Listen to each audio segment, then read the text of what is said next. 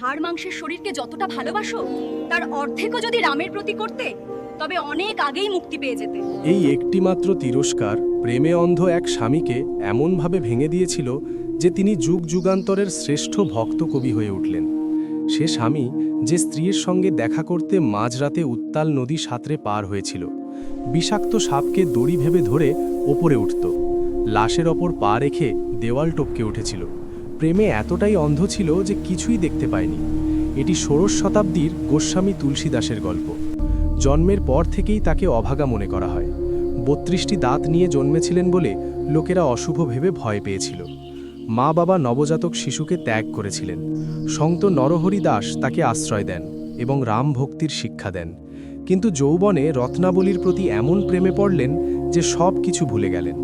একদিন রত্নাবলী বাপের বাড়ি গেলেন। তুলসীদাসও তার পিছু পিছু পৌঁছে গেলেন, তাও মাঝরাতে। রত্নাবলী অবাক হয়ে বললেন, তুমি এত রাতে এখানে কিভাবে আসলে? পর ক্রোধে সেই ঐতিহাসিক তিরস্কারটি করলেন। সেই রাতেই তুলসীদাস সংসার ছেড়ে বেরিয়ে পড়লেন, রামের সন্ধানে ভ্রমণ করতে লাগলেন। একদিন শুনলেন এক বৃদ্ধ প্রতিদিন রাম কথা শুনতে আসে। তিনি তার পিছু নিলেন। বৃদ্ধটি পিপল গাছে উঠে অদৃশ্য হয়ে গেল। তুলসীদাস বুঝলেন তিনি স্বয়ং হনুমানজি। পরদিন তার পা জড়িয়ে ধরে বললেন, রামের দর্শন না করানো পর্যন্ত ছাড়ব না।